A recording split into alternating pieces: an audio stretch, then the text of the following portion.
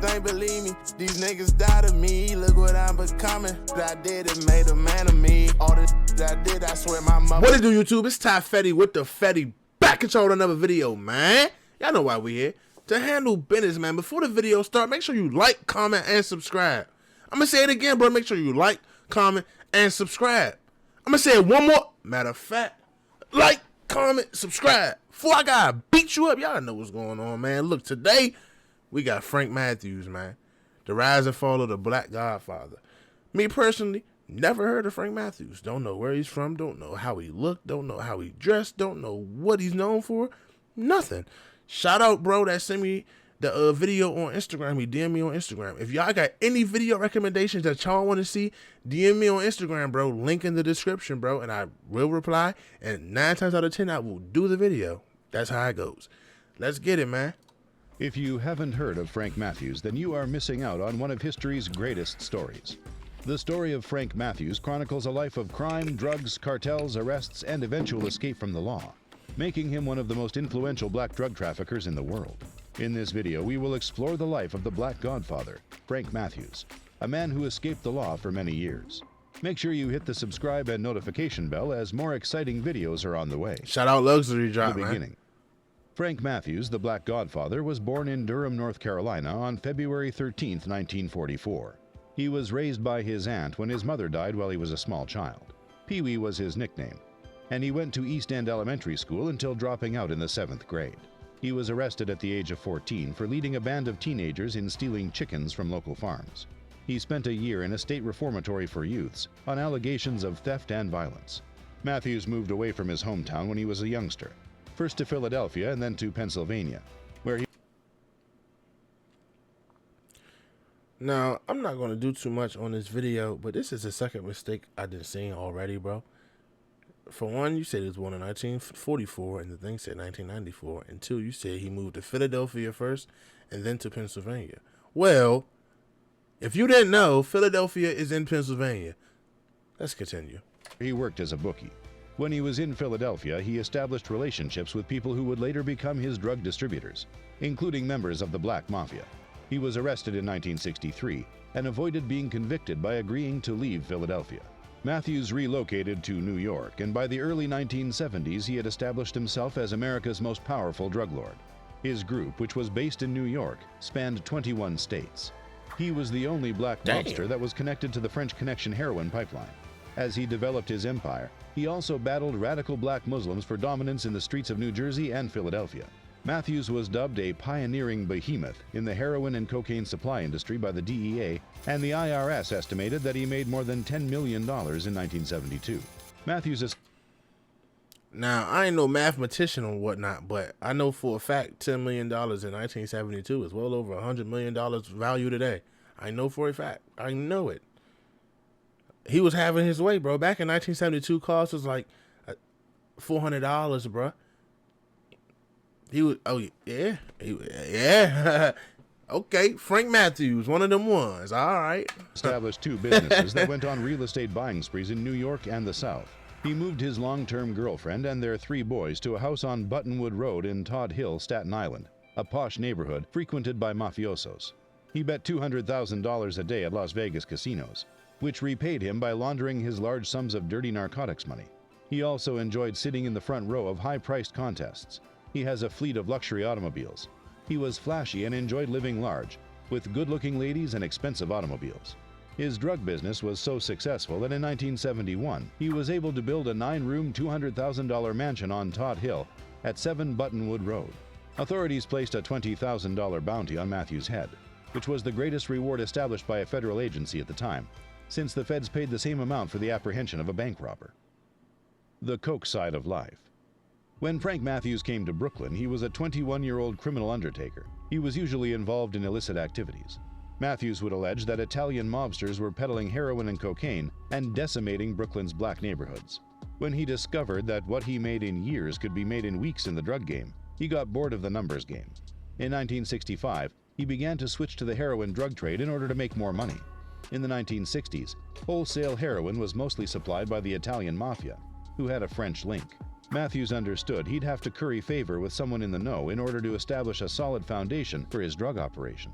Matthews had hoped to work with the Gambino and Bonanno families, two of the 5 families that have controlled organized crime in New York since the 1930s, but both families declined. Matthews knew Raymond Marquez, a famed Harlem number operator from his days as a number writer, El Padrino, the New York Cuban mafia godfather, and Ronaldo Gonzalez Nunez, a major Cuban cocaine dealer. You know, like, I don't know how big it is in other states and whatnot, but I know for a fact, like, I mean, of course, you know, the mafia still is a thing. It's still very much going on and this, that, and the other. But, you know, back in the day, for real, like the 70s, 60s, 70s, whatever the case, 50s, the mafia was what we look at as, feel me, like BDs and GDs and stuff of that nature now, bro. Like, they was running everything. It went through them. Nothing went past them, nothing. You had to go through them. I wonder, how did somebody get in connection with them back in the day that was not a part of the family, bro? Because, you know, they only work in family, bro. For the most part, they only handle business inside the family. Like, you can only be a part of them if you're in the family. You can only move weight for them if you're in the family. You can only, feel me? So I just wonder how, like, y'all think the mafia and the mob bosses was really strict? Like you feel me? Like, y'all really think it's like it was in movies, bro? I feel like in the movies they really be over exaggerating it a little bit, but I don't know though. It could have been really like that. Let me know in the comments. Were introduced to him by Marquez. Gonzalez supplied Matthews with his first kilo of cocaine for $20,000 just before fleeing to Venezuela to avoid an anticipated prosecution in the United States, and the two became friends. He promised to supply more in the future, with the exception of Luis Carrillo, to whom the Italian crime families entrusted New York's heroin racket. Matthews despised the Italian criminal families and avoided collaborating with them. Matthews, cunning and intelligent, became New York's greatest drugs dealer thanks to supplies provided by Gonzalez and Carrillo. Gonzalez was well known to U.S. officials, but Matthews remained unknown to them for some reason. This partnership grew into a lucrative and extensive drug distribution network. Gonzalez began shipping enormous amounts of cocaine and heroin to Frank Matthews from Venezuela. He might have made up to $250,000 in cash. He brought approximately 150 kilograms of dope into New York in the early 1970s. Frank Matthews developed and became one of the largest drug traffickers in the New York drug market within a year after being introduced to the Corsican Mafia. Matthews understood the need for diversification, and he was continuously... Bro, there's no way that's him. There's no way. They photoshopped his head on that person, bro. It gotta be, bro. Gotta be, bro. On the lookout for new sources of drug supply. As long as the goods were legitimate, he was willing to conduct business with anyone. Matthews is portrayed as the new Lucky Luciano of drugs in Donald Goddard's article. As the traditional European-based drug smuggling lines through New York were disrupted, Cubans like Gonzalez assisted in the establishment of new channels through Latin America, with Miami serving as the key hub. From his house in Brooklyn, Matthews managed a narcotics empire, providing most of the major inner-city heroin traffickers with an almost inexhaustible supply. The Matthews enterprise was handling multi-million-dollar heroin shipments by the early 1970s. In 1972, it was reported that he earned more than $10 million. According to the feds, he was in charge of heroin cutting, design, and sale in every major East Coast city. In Brooklyn, he ran 2 large dope mills, one at 925 Prospect Place. Both facilities were well guarded with steel and concrete barriers and automatic weapon-wielding security officers. The enterprise was spread to other large dealers around the East Coast, with multi-kilogram shipments for up to $26,000 each kilogram, in addition to managing the retail distribution of heroin. Matthews Pharmaceuticals Company subsequently expanded to 21 states throughout the country. Matthews oversaw a sophisticated operation that brought pure heroin from Venezuela in 50-pound lots to Atlanta and Boston, sprinkling white powder over Bed-Stuy and other black neighborhoods. The unsolved mystery. Matthews' life began to disintegrate in the early 1970s, courtesy of a Brooklyn neighbor who was a New York City police investigator. While observing Matthews drive luxury automobiles and be visited by individuals bringing paper packages at all hours of the day and night, the detective became suspicious. The cops checked vehicle plates and discovered that they belonged to narcotics dealers, but they had no evidence against Matthews. Frank Matthews summoned key black and Hispanic drug traffickers from throughout the country to a conference in Atlanta in 1971. The feds were informed of the meeting and kept an eye on those who attended. The meeting's purpose was to figure out how to import heroin without involving the mafia. Those in attendance decided to forge greater autonomous bonds with Corsicans and Cubans. They opted to use coke in their operation since it was becoming widely available. Prior to this, the Italians had complete control over the importation and sale of drugs, and hence on who could and could not progress past them. Other dealers were now starting their own businesses. Previously, the mafia controlled the business while blacks sold and consumed drugs in their cities. Currently, black dealers have formed contacts and have taken control of their own territories. This ultimately grew to include not just blacks running the organization, but also local gangs of black people assassinating out-of-town black suppliers, attempting to maintain control over their territory from afar. On Easter Sunday in 1972, Matthews battled with the Black Mafia in Atlantic City, New Jersey, where the Black Mafia assassinated Tyrone Palmer, also known as Mr. Millionaire. In Philadelphia, he was Matthews' major contact. He was killed in front of a crowd of around 500 people at Club Harlem. During the shootout, a large number of people were shot. 5 people died, and 26 were wounded. No one has been charged in connection with the shootings, and no prospective witnesses have consented to testify. The Black Mafia also assassinated 3 of his best troops in the city. During the Muhammad Ali versus Jerry Quarry boxing match in 1972, Matthews organized another drug dealer meeting at the Sands Hotel in Las Vegas. The feds were given permission to tap his phone lines after the meeting, and he was captured discussing his narcotics operation. In Florida, he was charged with attempting to sell 40 pounds of cocaine. Investigators discovered a massive heroin packaging business during a raid at one of his narcotics laboratories, the Brooklyn drug lab known as the Ponderosa. Police discovered envelopes that were ready to be filled with heroin. Matthews was detained in a Las Vegas airport in January 1973 on charges of tax evasion and drug distribution conspiracy, as he and his girlfriend, Denise Brown, were ready to board a flight. Matthews had made several visits to Las Vegas in recent years, taking bags full of cash to be covertly laundered at casinos for a cost of 15 to 18%.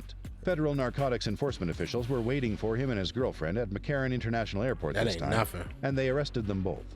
He was facing a sentence of more than 50 years in jail. Bail was imposed at $5 million at the time, which was the largest bail sum ever set. When Matthews decided to not oppose extradition and return to New York, his bond was decreased to $2.5 million. Matthews' bond was reduced to $325,000 after he spent days in New York prison.